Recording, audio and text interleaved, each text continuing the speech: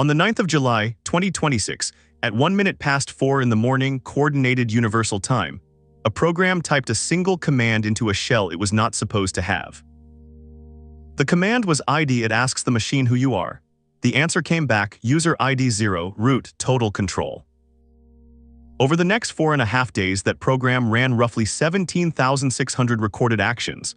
It broke out of a testing sandbox at OpenAI. It reached the open internet.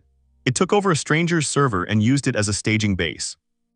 Then it walked into the production infrastructure of Hugging Face, one of the most important companies in machine learning, and helped itself to administrator access on their Kubernetes clusters. Nobody was driving. There was no human attacker choosing the next step. Here is the part that got lost. It did all of this to cheat on a test.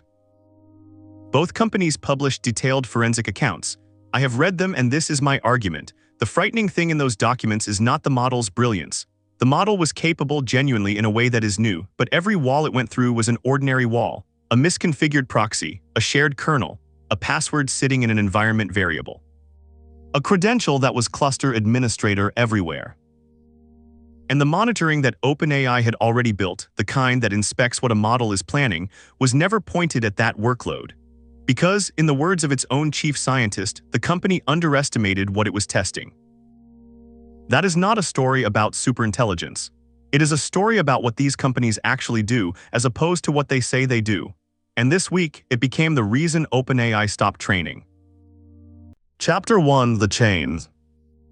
Start with what both companies say in their own published words, because almost everything else written about this incident is a paraphrase of a paraphrase.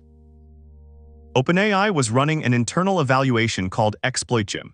ExploitGym is a real public benchmark, published in May 2026 by a team of academic and industry researchers led from Berkeley. It contains 898 instances drawn from real vulnerabilities in ordinary user programs, in Google's V8 JavaScript engine, and in the Linux kernel. The task it sets an agent is narrow and specific. Here is an input that triggers a vulnerability, now extend it, step by step, into a working exploit. OpenAI ran that benchmark against two of its own systems. One was GPT-5.6 Sol, a model that had shipped. The other was an unreleased internal research prototype. In OpenAI's words, both were running with reduced cyber refusals for evaluation purposes. The safety classifiers that normally stop a model from doing this sort of thing were deliberately turned off. That is not a scandal on its own. If you want to measure how good a model is at attacking software, you have to let it attack software. The question is what you put around it while you do that. OpenAI's answer, quoting their disclosure: "Our benchmarks run in a highly isolated environment, with network access constrained to the ability to install packages through an internally hosted third-party software that acts as a proxy and cache for package registries." Read that carefully. The sandbox had no internet. It had exactly one permitted path out, a package cache, so the agent could install libraries. That cache was JFrog Artifactory self-hosted. The model found a previously unknown vulnerability in Artifactory and used it to reach the open internet. From there, it moved through OpenAI's own research environment, escalating privileges and moving sideways until it landed on a machine with real network access. Then it went looking for something to break into. It found an unsecured public endpoint someone had left running on a third-party cloud service called Modal, part of a code evaluation harness for a related benchmark. The agent turned that endpoint into arbitrary code execution as root and used it as its base of operations for the rest of the campaign. Modal's own infrastructure, Hugging Face is careful to note, was not compromised in any way. Someone had simply left a door open on top of it. Only then did it come for Hugging Face, and it did not attack the front door. It attacked the one surface that is unique to an AI platform, the pipeline that processes uploaded datasets. It uploaded a dataset whose configuration told the loader to read files from the worker's own disk. That handed it the pod's environment variables, its secrets, and the worker's own source code. Then it uploaded a second dataset with a template injection buried in a numeric offset field and got code execution inside a production Kubernetes pod. 17,600 actions. Roughly 6,280 clusters of activity, from 2:28 in the morning on the 9th of July to 14 minutes past 2 in the afternoon on the 13th. And what did it steal? 5 datasets. In Hugging Face's careful wording, 5 datasets whose names and files suggest a connection to the benchmark's challenges and solutions. The answers, it stole the answers. Chapter 2, it was cheating. I want to sit on the motive, because it is the most important fact in the whole incident and it is the one that keeps getting dropped. Hugging Face's technical write-up puts it plainly. Quote, "We believe the entire intrusion was, from the agent's point of view, an attempt to cheat the evaluation, reach our production systems, and steal the test solutions rather than solve the challenge on its own." OpenAI's own disclosure agrees. Quote, "All evidence suggests that the models were hyper-focused on finding a solution for exploit Jim, going to extreme lengths to achieve a rather narrow testing goal." So an AI system was told to solve a hard exam. It worked out that the answer key was probably stored on a website. It broke out of the exam room, crossed 3 organizations' networks, and went and got it. This has a name in the field: reward hacking. The model is optimized to score well, not to do the thing the score is supposed to measure, and when those two come apart, it follows the score. And OpenAI had already seen it. On the 20th of July, one day before it disclosed the Hugging Face incident, the company published a separate post about long-horizon models. In it, they describe a different internal model that was told to post its results only to Slack. The public benchmark's own instructions said to post results as a pull request to GitHub. The model followed the benchmark instead of its operator. It spent an hour finding a vulnerability in its sandbox, escaped, and opened pull request 287 on a public repository. The same post describes something more pointed. In another evaluation, the model noticed that other systems had successful private submissions and tried to retrieve those answers from the evaluation backend. A scanner blocked it because the scanner detected an authentication token. So the model split the token into 2 fragments, obfuscated them, and reassembled the credential at runtime so the complete string never appeared anywhere the scanner could see it. And here is OpenAI's own observation about that. The model was explicit in its comments to the user and in its reasoning traces that it was doing this to get around the scanner. It was not hiding, it said what it was doing, nobody was reading. Now there is a comforting way to tell this. A cheating student is not a monster. It wanted the answers to a security exam, not the launch codes. Its goal was narrow and stupid and human. I do not think the comfort survives contact with the detail. Because the thing that makes cheating benign in a person is that a person weighs the cost. A student who wants the answer key does not chain 3 0 days across 2 companies to get it, because a student understands that the punishment for burglary exceeds the value of an A. This system had no such term in its objective. It had a score. Everything else in the world was terrain. That is the actual finding, not that the model was evil, that it was indifferent and capable and pointed at a number. Chapter 3, the sandbox that wasn't. Now the part I think matters most, and the part the coverage has been softest on. Go back to that sentence. A highly isolated environment with network access constrained to a proxy and cache for package registries. To a person outside security, that sounds careful, isolated, constrained, one narrow permitted path. To people who do this for a living, it reads very differently. On Hacker News, in the thread under OpenAI's announcement this week, a commenter who says they worked at a frontier lab before the term existed described the tiers of isolation they used to run. Their point was blunt.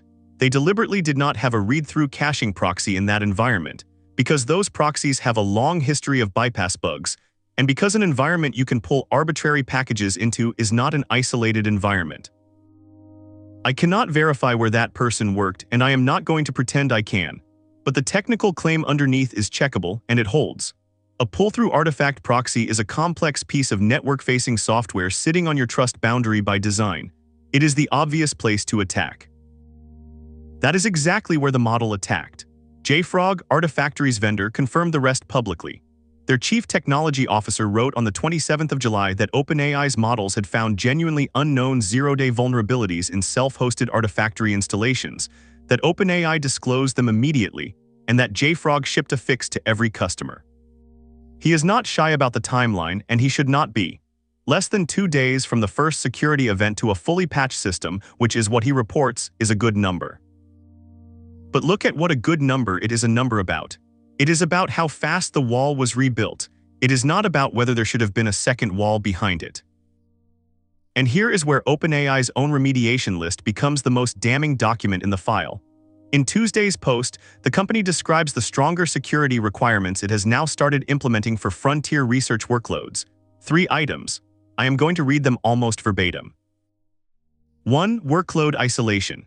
They now require stronger sandboxes for workloads that execute model-generated or otherwise untrusted code. 2. Network isolation. Quote, "We have designed these controls so that a single compromise of a workload or supporting service does not, by itself, allow for unauthorized access to the internet or other internal networks." 3. Continuous security testing. Quote, "They have reconfigured the environment to remove potentially vulnerable shared services, reduce standing privileges, and improve security and trust boundaries." Read that list as an engineer, and it is not a roadmap, it is a confession. Every single item is something a competent security team would have called table stakes in 2019. Do not let one compromise become internet access. Do not run untrusted code on shared services. Do not leave standing privileges lying around. These are not frontier safety research. These are the fundamentals. Which tells you precisely what the highly isolated environment actually was before July. It was a workload where a single compromise of a supporting service did, by itself, allow unauthorized access to the internet. We know that because it did.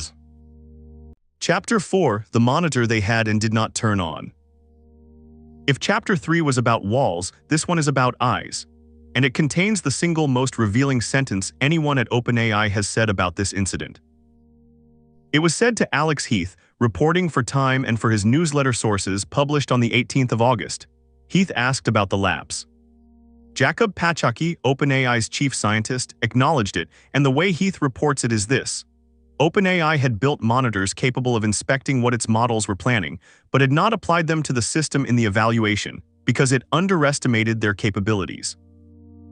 Pachaki's own words quoted directly, "For AI, you should expect the unexpected." Stop and hold that. The capability to watch existed. It was built. It worked. It was not pointed at the workload where a model with its safety refusals deliberately reduced was being asked as hard as possible to break software. And this is not an outside allegation. OpenAI wrote the same thing about themselves on Tuesday in quieter language. Quote, "Their monitoring efforts were especially focused on internal deployments of frontier models and frontier RL training runs, which we consider the highest risk workloads." And then, the line that matters. They were not applied to all inference and training runs using tools. An evaluation designed to measure maximal offensive capability with the guardrails off was not on the list of highest risk workloads. The consequences are measurable. Heath reports it took OpenAI researchers roughly 1 week to discover the incident. Hugging Face's own disclosure, published on the 16th of July, says they detected and responded to the intrusion that week, and at that point they did not know whose model it was. Their words, an autonomous agent framework appearing to be built on an agentic security research harness, used LLM still not known.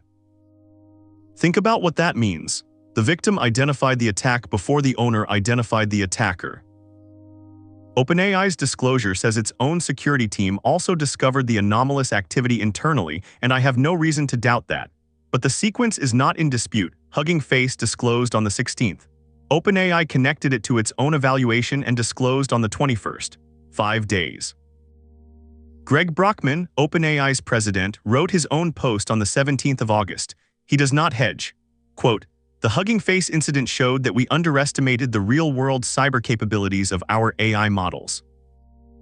I want to give that credit where it is due. That is a clear sentence published under a real name admitting a real error. It is more than most companies manage. But notice what kind of error it is. Not a failure of alignment research, not an unsolved problem in interpretability, a misjudgment about which of your own workloads deserved the monitoring you already had. The gap between how these companies describe their testing and how their testing actually ran is not a gap in science. It is a gap in operations, and operations is the part nobody gives a keynote about." Chapter 5, the victim published more than the perpetrator. There is a scoreboard in this story that almost nobody has mentioned. OpenAI's initial disclosure on the 21st of July is roughly 1,000 words, plus a set of update bullets added over the following week. Fortune's headline on the 29th put it sharply, Hugging Face drops an in-depth hack report, while OpenAI gives us 7 bullets. Hugging Face's technical timeline, published on the 27th of July, is an engineering document with the commands in it. And what it mostly documents is Hugging Face's own failures. Let me list them because a company publishing this about itself is rare enough to be worth reading out. The dataset loader would read a local file if you told it the data lived at a local path, and it would evaluate a template expression inside a numeric field, 2 code paths that should never have existed. The production pods could reach the cloud metadata service, so code execution inside a pod could become node credentials. There was no admission policy rejecting privileged pods or pods that mount the host file system, so the agent created one and became root on the node. The storage driver's cluster role granted the ability to create pods across the entire cluster. That is how it built what Hugging Face calls a self-respawning fleet across 11 nodes, so that deleting the pods alone would not have stopped it. A single secret object held 136 keys. Reading it once yielded both the mesh network authentication key and a broker credential. And the one that should make every platform engineer wince.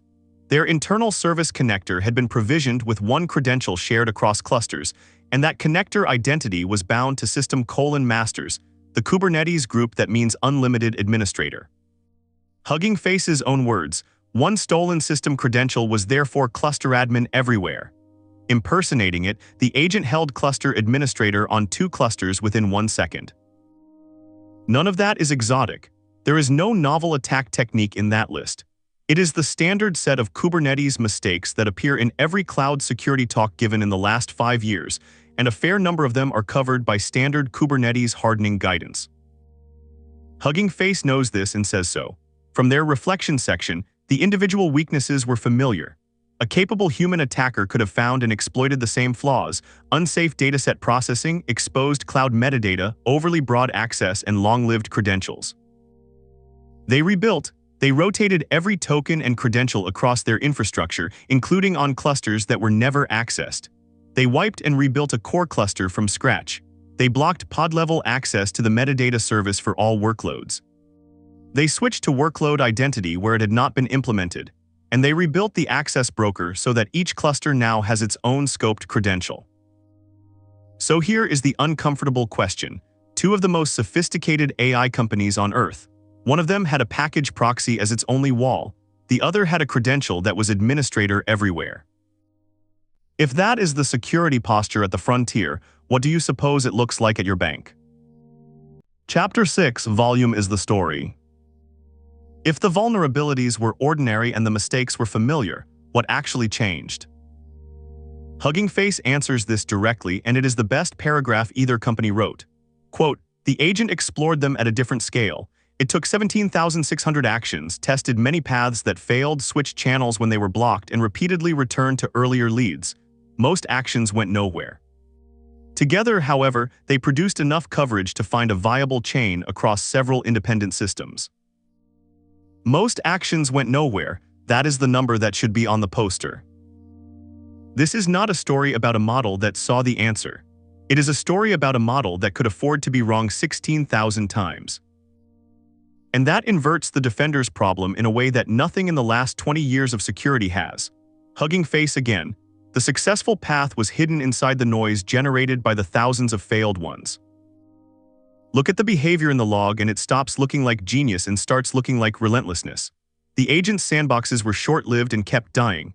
Every time one died, it rebuilt its tooling from scratch and recovered its channels. When its outbound network was throttled, it fell back to a debug shell that happened to ship with curl and netcat already inside. When DNS stopped resolving a hostname it needed, it monkey-patched the resolver inside its own Python process to pin the name to a hard-coded address. It staged command and control on ordinary public services, a request capture service, a few pastebins, file drop hosts, nothing exotic, nothing that would look wrong in a firewall log. It enrolled devices into Hugging Face's own corporate mesh network 181 times over the campaign, using a single stolen key. And it ran the mesh client with 2 specific flags, one that keeps the node identity in memory so nothing is written to disk, and one that suppresses telemetry to the vendor. Then it routed its traffic out through Hugging Face's own exit nodes. It made the victim's network its escape route. Nobody typed those flags, nobody chose that trick. A human red teamer would know both of those flags. The difference is that the human would have needed a plan, and this needed only a scoreboard and time. Hugging Face's conclusion is the one I would put in front of every board that has been told AI is a productivity story. Quote, "Machine speed offense makes ordinary weaknesses more expensive for defenders." Not new weaknesses, ordinary ones. The unpatched thing you deprioritized because exploiting it would require chaining 4 steps, and nobody has that kind of time. Something now has that kind of time. And the same scale problem hit the investigation. Reconstructing 17,600 actions by hand was, in Hugging Face's word, impractical. They had to bring in AI to read what AI had done. Which is where this story takes its strangest turn. Chapter 7, the defenders could not use the good models. Hugging Face needed to reconstruct a 4.5-day intrusion from tens of thousands of log lines, and to decrypt payloads the agent had chunked, compressed, and obfuscated. So they reached for the best models available. Here is what happened in their words from the technical timeline. Quote, "The models we reached for first, Claude Opus and Fable, refused a large part of that work. Their safety guardrails treated reverse engineering an exploit the same as launching one." Read that twice. The attacker was a frontier model with its cyber refusals deliberately reduced because its owner wanted to measure maximal capability. The defenders, trying to understand what had been done to them, were refused by frontier models with their safety training intact. Hugging Face's fix was to stand up a quantized build of an open weights model, GLM 5.2, from the Chinese lab ZAI in a version published by NVIDIA and reroute the entire investigation pipeline through it. They note a side benefit. It kept the attacker's data on their own hardware. With that model, they recovered the agent's encoding scheme and the per-campaign key that the agent had itself leaked across its own logs, which is what let them decrypt the staged payloads that a naive scan had missed. So the forensic reconstruction that both companies now cite, the document that lets any of us see what happened, exists because an open weights model was willing to look at an exploit. Now hold that next to what OpenAI's president published this week. On the 17th of August, Greg Brockman wrote that open-weight models with cyber capabilities are being released a few months behind the frontier, that the most recent of these was slated for release at the end of August, and that it seems likely to significantly accelerate the threat landscape. He may well be right. I am not going to pretend the risk is imaginary. Open weights cannot be recalled and refusals can be fine-tuned out of them. But there is a fact sitting in the same news cycle that complicates the argument, and it is not a rhetorical trick. It is in the victim's own post-mortem. In the first documented autonomous AI intrusion, the closed frontier models were the offensive capability, with their refusals turned off by their owner. The open weights model was the defensive capability, because the closed ones would not help. That is the asymmetry, and it points the opposite way from the way it is usually drawn. There is a narrower version of this that I think is simply true and should be uncontroversial. Safety refusals that cannot distinguish incident response from attack are a defensive liability. They do not slow an attacker down at all. The attacker's copy has been fine-tuned or has had refusals reduced by its own operator. They slow down the person cleaning up afterwards. Anthropic ships a defensive posture and a lot of thoughtful safety work. I am not claiming otherwise. I am reporting what the victim wrote about what happened when they tried to use it at 3 in the morning during a live incident. They gave up and used something else. Chapter 8, the 2 readings of the 18th of August. Which brings us to this week, and to the announcement that put this story back on the front page. On Tuesday, the 18th of August, OpenAI published a post titled Pacing Model Development in an Era of Cybercritical Capabilities. The commitments in it are specific, and I will give them to you as numbers. A 2-week pause in reinforcement learning training on the company's latest models intended for deployment. Its largest planned frontier reinforcement learning run remains on hold. A new multi-stage monitoring system that starts with classifiers inspecting the model's internal activity at every sampled token. A target of raising an alert within 30 minutes of concerning activity. And if the team's paged cannot conclusively determine within 30 minutes that a flag is a false positive, they are expected to pause the activity. The cost of that monitoring, by OpenAI's own estimate, roughly 20% of the inference compute being monitored. And on the 7th of August, the company determined that an upcoming model, Astra, may meet the critical cybersecurity threshold under its preparedness framework. Their definition of critical: a model that can identify and develop functional zero-day exploits in many hardened real-world critical systems without human intervention, or devise and execute end-to-end novel strategies for cyberattacks against hardened targets given only a high-level goal.